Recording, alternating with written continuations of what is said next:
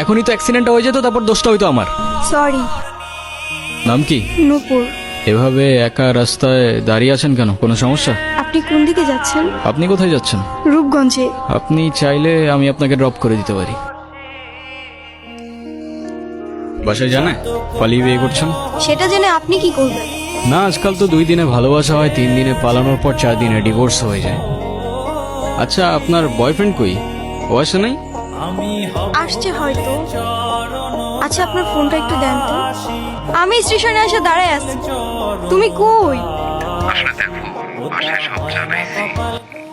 আম্মু বলতেছে যে মেয়ের বাপ মায়ের পরিচয়টাই নাই, সেই মেয়ের আমি ঘরে তুলতে পারবো না।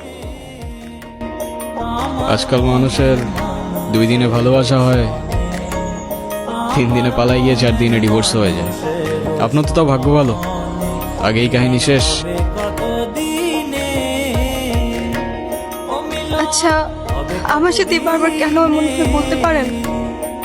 আচ্ছা, কি হয়েছে বলেন তো? সে যেহেতু আসে নাই, আপনি বাসায় ফিরে যান। না, আমি আর ওই বাসায় ফিরতে পারবো না, আর কখনো ফিরতে চাইও না। ফিরতে চান না মানে? ঠিক বুঝতে পারলাম না। মা বাবা হারানোর পর আমি আমার মামা বাড়িতেই বড় হই।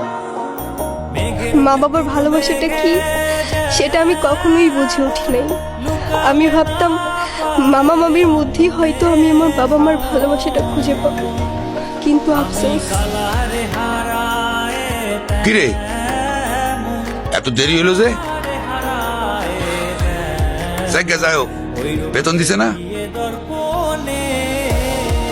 মামা দিছে। তো খারাপ আছিস কে? টাকাটা দে।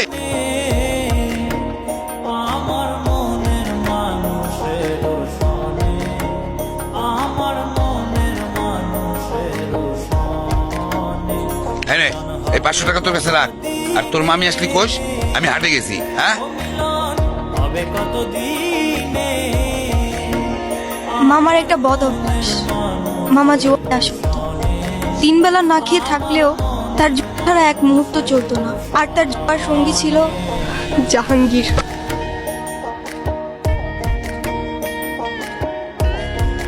এইগুলো ওরে পড়ায় নিয়ে আসো। আজকে জাহাঙ্গীরের লগে ওর বিয়া দিব।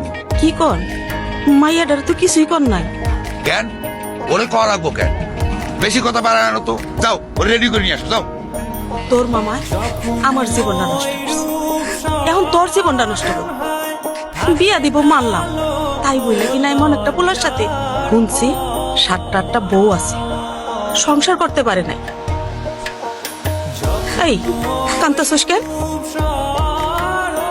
তোরে না একটা পোলায় ভালোবাসে। এই নে কল দে, ওই পোলাটারে কল দে। কল দিয়া পোলাটার সাথে পালায় আসা, তোর জীবনটা নষ্ট করিস না। রনি আমাকে সব সময় বলতো ও নাকি আমাকে অনেক ভালোবাসে, আমার জন্য সব কিছু করতে পারবে।